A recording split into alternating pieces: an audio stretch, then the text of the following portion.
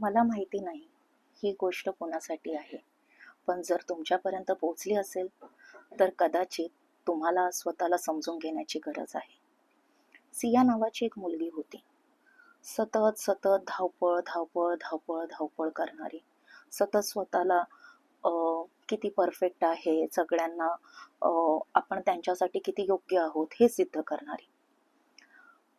पण हळूहळू तिच्या लक्षात आलं की ज्या वेळेस आपण हे सगळं करतो त्यावेळेसच लोक आपलं कौतुक करतात, आणि आपण कधीतरी एखाद्या गोष्टीला नकार दिला किंवा नाही बोललो तर लोक आपल्याबद्दल वाईट बोलतात, आपली निंदा करतात, आणि आपल्याशी योग्य वागणूक किंवा योग्यरित्या वागत नाही. मग एक दिवशी असं संध्याकाळी ती ऑफिसवरून आली आणि फार मनातून हारल्यासारखी, थकल्यासारखी झाली. फार रडत होती. मनामधून असं वाटू लागलं, की अरे का? म्हणजे सगळे आपल्यासोबत असं वागतात का? आणि खूप खूप रडल्यानंतर, खूप वेळ रडल्यानंतर तिला अचानक असं जाणवलं. ती उठली, स्वतःला आरशात पाहिलं, आणि स्वतःला आरशात पाहिल्यानंतर तिला असं वाटलं, अरे आपण तर आपल्यासाठी जगलोच नाही.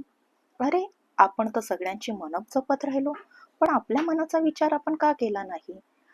आणि त्या दिवशी जेव्हा तिने स्वतःचा मनाचा विचार केला, त्यानंतर हळूहळू तिच्यामधलं हे जे नैराश्य होतं हे कुठेतरी कमी होऊ लागलं. तर मला असं वाटतं आपल्यामध्येही अनेक स्त्रिया असतील ज्या सतत सतत धावत असतात, स्वतःसाठी नाही तर दुसऱ्यांसाठी. तर कधीतरी आपण स्वतःसाठी थांबलं पाहिजे, आपल्या स्वतःचा विचार केला पाहिजे. आणि ज्या वेळेस आपण आपल्या स्वतःचा विचार करतो